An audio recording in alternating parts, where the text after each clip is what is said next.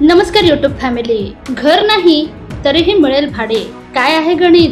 REIT आणि इन्व्हिट काय प्रकार आहे हे माहिती आहे तुम्हाला? चला तर हे प्रकार काय आहेत ते आजच्या या व्हिडिओद्वारे आपण जाणून घेणार आहोत.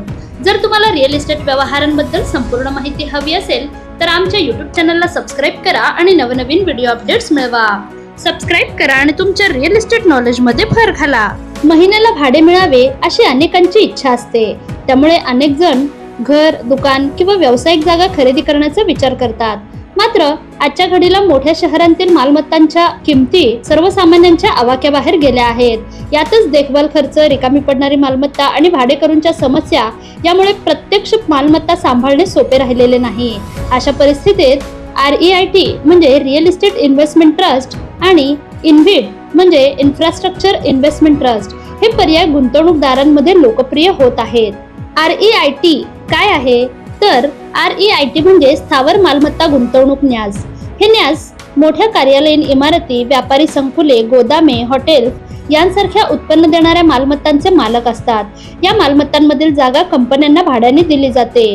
त्यातून मिळणाऱ्या उत्पन्नाचा मोठा हिस्सा गुंतवणूकदारांना वितरित केला जातो. इन्व्हिट कसे वेगळे आहे तर इन्व्हिट म्हणजे पायाभूत सुविधा गुंतवणूक न्यास. यामध्ये महामार्ग, वीज वहन जाळे, अक्षय ऊर्जा प्रकल्प, दूरसंचार मनोरे यांसारख्या मालमत्ता असतात.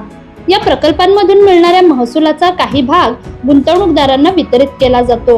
REIT आणि इन्व्हिट यामधील फरक काय आहे तर यातील घटक म्हणजे गुंतवणुकीचा प्रकार हे REIT मध्ये व्यावसायिक मालमत्ता असते तर इन्व्हिट मध्ये पायाभूत सुविधा प्रकल्प. उत्पन्नाचे स्रोत काय आहे तर REIT मध्ये भाडे असते आणि इन्व्हिट मध्ये प्रकल्प महसूल असतो. प्रमुख मालमत्ता काय असते तर REIT मध्ये कार्यालये, मॉल, गोदामे हे प्रमुख कार्यालये असतात आणि इन्व्हिट मध्ये महामार्ग, वीज जाळे, ऊर्जा प्रकल्प इत्यादी. याचे जोखीम घटक काय असतात तर REIT मध्ये भाडे मागणी, व्यापारी जागांची मागणी इत्यादी मागण्या असतात आणि इन्व्हिट मध्ये वाहतूक, ऊर्जा वापर, करार इत्यादी. थोडक्यात काय तर कमी रकमेत मोठ्या मालमत्तांमध्ये अप्रत्यक्ष गुंतवणूक, नियमित उत्पन्नाची शक्यता, मालमत्तेची देखभाल करण्याची गरज नाही आणि आवश्यकतेनुसार विक्री करणे तुलनेने सोपे होते. विविधीकरणासाठी उपयुक्त पर्याय ठरते. आणि यात हे देखील महत्त्वाचे आहे की थेट मालमत्ता खरेदीची गरज नाही. कमी भांडवलात गुंतवणुकीची संधी, नियमित वितरणाची शक्यता, शेअर बाजारामार्फत खरेदी विक्री करता येते. जोखीम पूर्णपणे टळत नाही.